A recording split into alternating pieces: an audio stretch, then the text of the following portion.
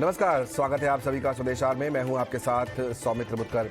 शुरुआत करेंगे शो की उस खबर के साथ जिसका कनेक्शन सीधा आपकी और हमारी ज़िंदगी से है। जी हां, हम बात कर रहे हैं महंगाई की, जिससे फिलहाल राहत मिलती नज़र नहीं आ रही है।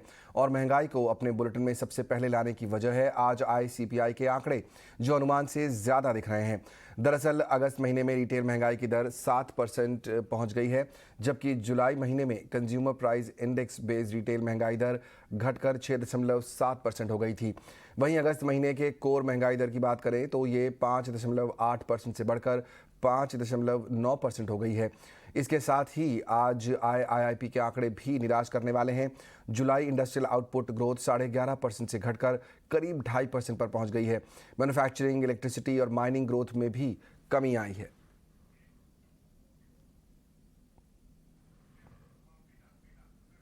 इस सोमवार सरकार और रिजर्व बैंक ऑफ इंडिया को खुशखबरी नहीं मिली, क्योंकि दो की economic variables, macro economic variables जो हम कहते हैं, इंडेक्स ऑफ इंडस्ट्रियल प्रोडक्शन जुलाई के महीने के लिए और महंगाई का दर, रिटेल प्राइस इन्फ्लेशन जो हम कहते हैं, वो अगस्त के महीने का डेटा आज शाम को हमें मिला।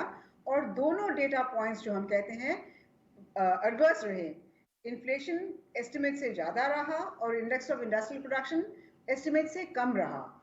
अगस्त के महीने में इन्फ्लेशन पिछले महीने से काफ़ी बढ़ गया। पिछले महीने में 6.71% था। एस्टिमेट था कि इस बार अगस्त के महीने में 6.90 होगा, लेकिन फाइनल जब डेटा आई तो 7% हुआ। और index of industrial production estimates थे कि 4% होगा, लेकिन जो फाइनल नंबर मिले 2.4% ही हुआ। तो क्लियरली इसका मतलब है कि इन्फ्लेशन, महंगाई बढ़ रही है और जो रिकवरी, जो इकोनॉमिक रिकवरी सरकार की इतना जो होप कर रही है, वो इतना अभी तक नहीं हो रहा। लेकिन ये उम्मीद है कि जो हम कहते हैं फ्रीक्वेंसी इंडिकेटर्स, जैसे गाड़ियों का सेल, टू व्हीलर्स की sale, production of various items, वो सब जो हम कहते हैं हाई फ्रीक्वेंसी इंडिकेटर्स जो हम कहते हैं, उसमें काफ़ी इम्प्रूवमेंट हुआ है।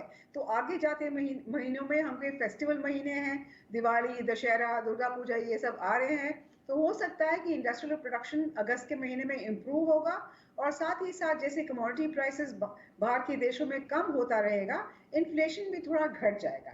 लेकिन ये है कि कल ट्यूसडे के दिन हमको US के इन्फ्लेशन नंबर्स मिलेंगे, और अगर वो हाई है, काफ़ी हाई एस्टिमेट है कि 8.1% होगा, तो US फेड अपना टाइटनिंग राजी रखेगा और उस वजह से हमारा रुपी भी काफ़ी डिप्रिशिएट करेगा और उसका असर इन्फ्लेशन पर पड़ेगा। तो आगे जाते महीनों में उम्मीद ज़्यादा नहीं है कि इन्फ्लेशन कम हो। तो मेरे ख्याल से सरकार और रिजर्व बैंक ऑफ इंडिया आज थोड़ा सा दुखी रहेंगे। और महंगाई दर के आंकड़े आने के बाद अब निगाहें RBI की महंगाई को काबू में करने के लिए ब्याज दरों को लेकर क्या कदम उठाता है, उस पर रहेंगी। बैंक ऑफ बड़ौदा के चीफ इकोनॉमिस्ट मदन सबनविस के मुताबिक अगले 3 महीने महंगाई में कमी आने की उम्मीद नहीं है। ऐसे में RBI रेपो रेट को बढ़ा सकता है। मेरे ख्याल में ये 6.5-7% के बीच में ही रहेगा और ये पूरा साल अगर हम देखेंगे वही तो 6.57% का एवरेज होगा। और ऐसा नहीं लगता है कि अगले 3 महीने में ये इन्फ्लेशन रेट काफी कम होगा। 6% के जरूर ऊपर ही रहेगा। रीजन बीइंग दैट जो बेस रेट इफेक्ट का है, बेस इफेक्ट जो है वो भी लागू होगा, क्योंकि पिछले साल सितंबर, अक्टूबर, नवंबर हमने देखा है कि इन्फ्लेशन काफी कम हुआ था, 4% के करीब आ गया था। So I think on the basis of that we can expect inflation to remain high. तो अभी तो जो RBI करना है वो काफी इंटरेस्टिंग होगा कि अगर वो अभी भी एग्रेसिव होंगे और 50 बेसिस पॉइंट से वो रिपो रेट को बढ़ाएंगे या खाली 25 बेसिस पॉइंट करेंगे। चलिए बात करते हैं शेयर बाजार की। लगातार तीसरे कारोबारी दिन हमने बाजार में आज तेजी देखी। निफ्टी 103 अंक बढ़कर 17,900 के ऊपर बंद हुआ है। सेंसेक्स 322 अंक चढ़कर 60,100 के स्तर पर बंद हुआ। सभी सेक्टोरल इंडेक्स आज हरे निशान में दिखे। IT, मीडिया, रियल एस्टेट में सबसे ज्यादा एक्शन था। बाजार में दिन भर और क्या हलचल रही, बता रहे हैं मेरे सहयोगी डिम्पी कालरा। शुक्रिया। अगर आप देखें आज दिन भर मार्केट के अंदर 18,000 की वेट होती रही और आज सुबह से ही जब मार्केट ने 17,900 के ऊपर बाजार को खोला तो आज लग रहा था कि 18,000 लग जाएंगे। हालांकि बहुत ज़्यादा दूरी तो नहीं थी मार्केट में आज 18,000 की, लेकिन कल तक की दूरी बढ़ गई है। और अगर आज की आप क्लोजिंग देख रहे हैं तो 100 अंकों के बढ़त के साथ आज निफ्टी ने 17,936 पे क्लोज किया। सेंसेक्स 60,000 के ऊपर क्लोज करने में कामयाब हुआ और बैंक निफ्टी ने 40,500 के ऊपर आज क्लोजिंग दी है। अगर आप देखें तो वॉलेटिलिटी इंडेक्स विक्स, इसके अंदर कुछ ज़्यादा बड़ा चेंज नहीं हो रहा है, जिसमें उम्मीद कर सकते हैं कि जो ग्लोबल मार्केट के संकेत है अगर आपके हक में रह गए तो फिर आप कल 18,000 का लेवल्स देख सकते हैं, क्योंकि वॉलेटिलिटी इंडेक्स अभी भी करीब 18 के नीचे आके बना हुआ है और जब तक ये 16.5 या फिर 20-22 के ऊपर नहीं जाता तब तक कोई बड़ा बदलाव कम से कम विक्स के तौर पर तो नहीं होगा। आ जाते हैं सेक्टोरल परफॉर्मेंस कैसी रही। रियल एस्टेट आज का सबसे शानदार ट्रेंडिंग सेक्टर रहा। यहाँ पे डीएलएफ गोदरेज प्रॉपर्टीज़ ने काफ़ी जान भरी और ये सेक्टर करीब अपने आप में 2% ऊपर जाके बंद हुआ। आईटी और मीडिया सेक्टर्स का वापस से पुल बैक हुआ, स्पेशली मीडिया का जो पिछले 2-3 दिन से प्रॉफिट बुकिंग करा रहा था, आज वापस से जी एंटरटेनमेंट ने काफ़ी ज़ोरदार तरीके से पुल बैक किया और इस सेक्टर को चला दिया। आईटी के अंदर भी मजबूती, बैक टू बैक थर्ड दिन है जब हम आईटी के अंदर स्ट्रेंथ देख पा रहे हैं। आ जाते हैं अब इस निफ्टी के गेनर्स पर। तो निफ्टी के गेनर्स की अगर आप सूची देखेंगे तो अदानी पोर्ट्स के अंदर काफ़ी ज़ोरदार मूवमेंट देखने को मिला है। इसके अलावा टेक महिंद्रा, डिविस लैब, ये कुछ एक वो शेयर्स थे जहाँ पे खरीदारी काफ़ी ज़ोरदार आपको बनती हुई दिखी है और एक्सिस बैंक के अंदर भी पार्टिसिपेशन आज करीब 2% का था। आज आपने निफ्टी के लूजर्स पर, निफ्टी का आज कौन कौन से शेयर्स कमज़ोर कर रहे थे अगर आप उस लिस्ट में देखेंगे तो कोल इंडिया, श्री सीमेंट और बजाज फिनसर्व, ये कुछ एक वो शेयर्स थे जिन्होंने आज निफ्टी को थोड़ा कमज़ोर किया और इनकी हालांकि परसेंटेज टूट कोई बहुत ज़्यादा नहीं थी, लेकिन फिर भी आज ये मार्केट के इस ज़ोरदार तेज़ी के अंदर भी नहीं चल पाए। आ जाते हैं अब ऐसे शेयर्स पे जिन्होंने आज ही साल का हाई लगाया है, वो 52 वीक का हाई पे पहुंचे निफ्टी के शेयर्स में। उसमें अदानी पोर्ट्स ने आज साल का हाई लगाया, आयशर मोटर ने आज साल का हाई लगाया और एसबीआई ने भी आज ही 52 वीक अपना हाई यानी कि साल का हाई आज ही टेस्ट कर लिया। छोटे मझोले शेयर्स की कैटेगरी में पहुंचे तो वहाँ पे आपको कैंपस के अंदर लास्ट का आधा पौना घंटा वॉल्यूम के साथ ज़ोरदार खरीदारी होती दिखी है। शेयर 9% ऊपर। केईसी इंटरनेशनल का ऑर्डर का बजा सुबह से प्रेशर में रखे हुए था, चलाए हुए था और आज क्लोजिंग काफ़ी शानदार रही। हिंदुस्तान एरोनॉटिकल्स को लेकर भी सरकार की जो योजनाएं हैं वो सामने निकल के आ रही हैं, शेयर चला। और टाटा इन्वेस्टमेंट जो कि होल्डिंग कंपनी है टिपिकली टाटास की, यहाँ पर भी काफ़ी अच्छा स्ट्रॉन्ग मूव हमको देखने को मिला है।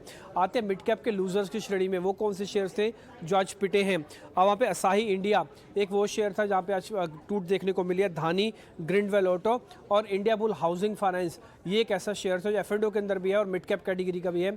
इसके अंदर आज जोरदार पिटाई हमको होती है देखिए। साल का हाई जहां तक लगा मिड कैप शेयर्स में, उसमें था Campus, HL, Hindustan Aeronauticals, Tata investment, इन तीनों शेयर्स ने आज साल का हाई भी लगाया। इसके अलावा केमिकल्स की दो कंपनियां नवीन फ्लोर और फाइन ऑर्गेनिक्स, इसने भी आज का ही साल का हाई लगा दिया। तो कुल मिला के कल के लिए 18,000 की वेट बाकी है। 10 कमर्शियल कोल माइंस के ई ऑक्शन का काम कल से शुरू हो जाएगा। 8 कोल माइंस का 13 सितंबर और 2 कोल माइंस का ई ऑक्शन 14 सितंबर को होगा। क्या है ये पूरी खबर, इस पर सारी जानकारी दे रहे हैं मेरे सहयोगी प्रकाश प्रियदर्शी। देखिए, सरकार डोमेस्टिक कोल प्रोडक्शन को बढ़ावा देना चाहती है और इसके लिए तमाम तरह के प्रयास किए जा रहे हैं। जो जानकारी हमें मिल रही है उसके हिसाब से कमर्शियल कोल माइनिंग के मसले पर सरकार एक और अहम कदम उठाने जा रही है। कल से 10 कोल ब्लॉक के लिए ई ऑक्शन की प्रक्रिया जो है वो कोयला मंत्रालय शुरू करने जा रहा है। इन 10 कोल ब्लॉक में से 8 कोल ब्लॉक के लिए ऑक्शन की प्रक्रिया जो है उसको कल अंजाम दिया जाएगा। जो 2 कोल ब्लॉक है उसके लिए ऑक्शन की जो प्रक्रिया है उसको 14 सितंबर को अंजाम दिया जाएगा। सरकार ने जो बयान जारी किए हैं उसके हिसाब से जो टोटल पीक रेट है, यानी कि आप कैपेसिटी की बात मान लीजिए, यानी कि सालाना प्रोडक्शन जो है इन 10 कोल ब्लॉक से वो है करीब 40 मिलियन टन पर एनम, जो कि एक बड़ी बात होगी अगर सरकार इस क्षमता के साथ इस क्षमता को जोड़ने में सफल हो जाती है। इसके अलावा अभी तक कमर्शियल कोल माइनिंग के तहत 43 ऐसे कोल ब्लॉक्स हैं जिसको सफलतापूर्वक जिसका ऑक्शन कर लिया गया है और इनका जो सालाना प्रोडक्शन है वो करीब 86 मिलियन टन पर एनम के आधार पे है। तो जाहिर तौर पे अगर इसमें तेज़ी आती है और कोल प्रोडक्शन में तेज़ी आती है तो जो कंज्यूमर्स हैं यानी कि power plants, non power sectors, उनको कोयले की सप्लाई में और तेज़ी देखने को मिल सकती है। मार्केट में मोनोपोली को लेकर गूगल के खिलाफ शिकायत पर सीसीआई यानी कंपटीशन कमीशन ऑफ इंडिया में आज सुनवाई पूरी हो चुकी है। ईटी नाउ स्वदेश को सूत्रों के हवाले से खबर मिली है कि इस पर फैसला अगले महीने तक आ सकता है, लेकिन इससे पहले सीसीआई ने गूगल से अपना लिखित जवाब पेश करने को कहा है। इस खबर पर और जानकारी दे रही है मेरी सहयोगी मेघना मित्तल।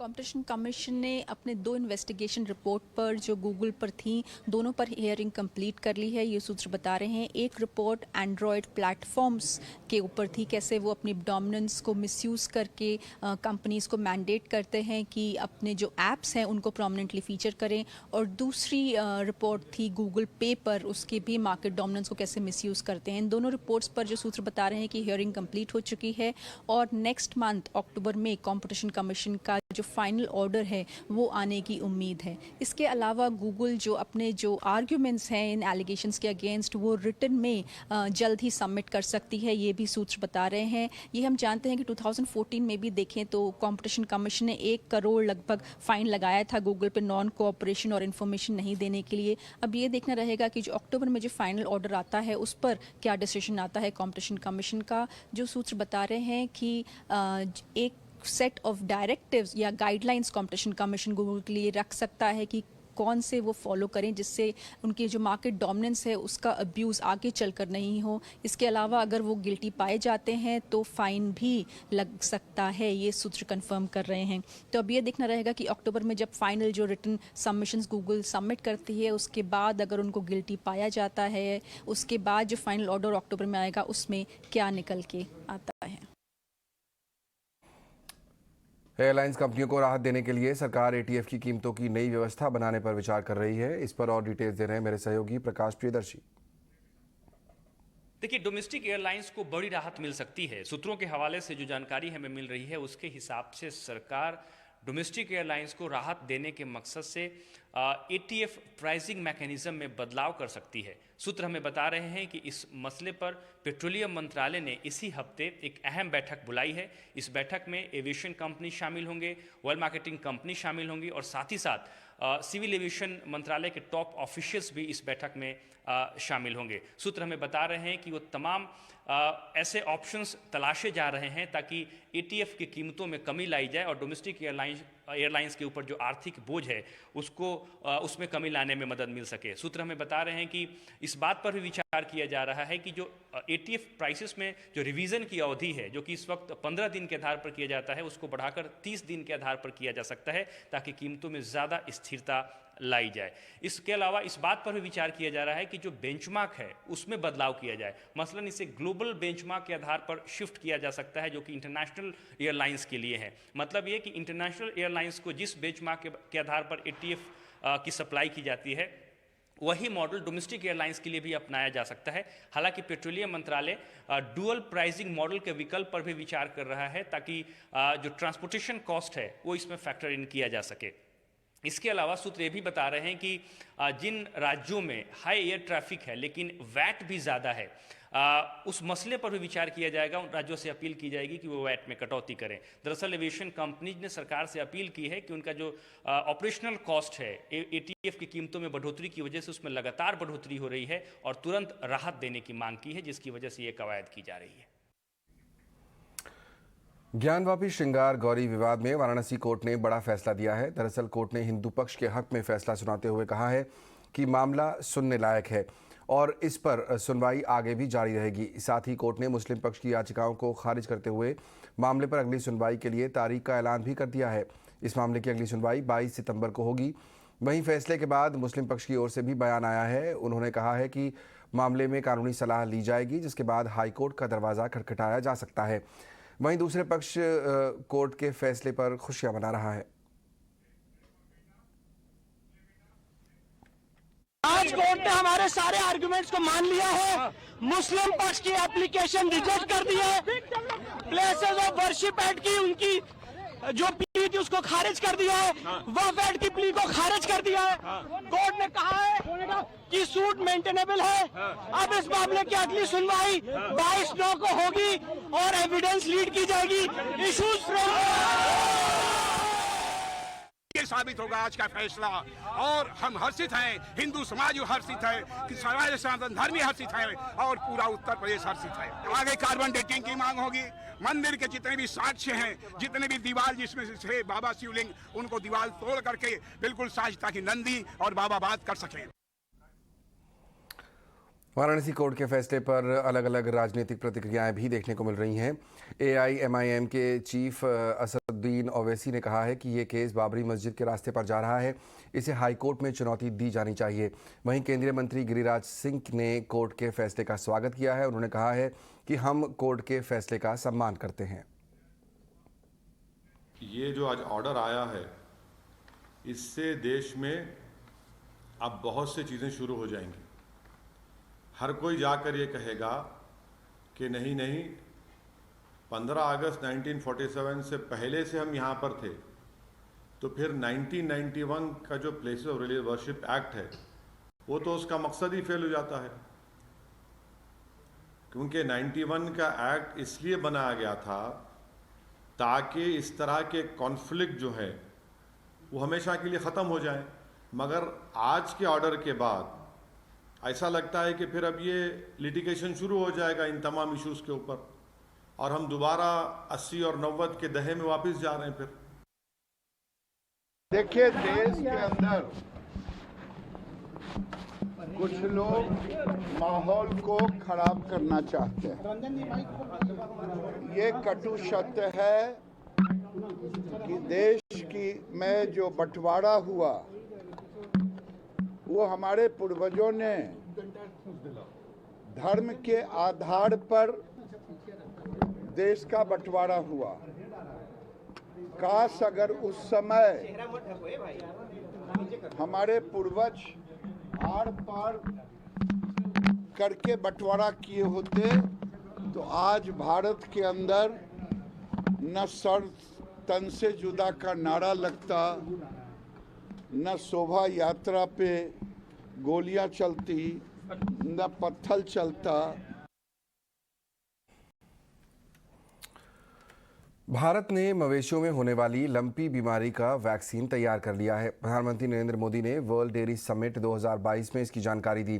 पीएम ने आज ग्रेटर नोएडा में वर्ल्ड डेयरी समिट 2022 का उद्घाटन किया। पीएम मोदी ने यह भी कहा कि साल 2014 के बाद से सरकार ने देश की डेयरी सेक्टर की कैपेसिटी बढ़ाने के लिए कई कदम उठाए हैं। इससे दूध उत्पादन को लेकर किसानों की आमदनी दोनों में इजाफा हुआ। 2022 में भारत में दूध का उत्पादन बढ़कर 210 मिलियन टन हो गया है।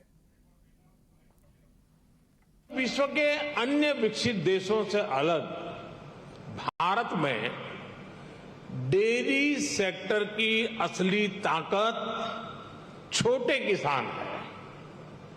भारत के डेयरी सेक्टर की पहचान मास प्रोडक्शन से ज्यादा प्रोडक्शन बाय मासिस की है। भारत में डेयरी सेक्टर से जुड़े अधिकांश किसानों के पास या तो एक पशु है, 2 है या 3 पशु है। इन्हीं छोटे किसानों के परिश्रम और उनके पशुधन की वजह से आज भारत पूरे विश्व में सबसे ज्यादा दुग्ध उत्पादन करने वाला देश है।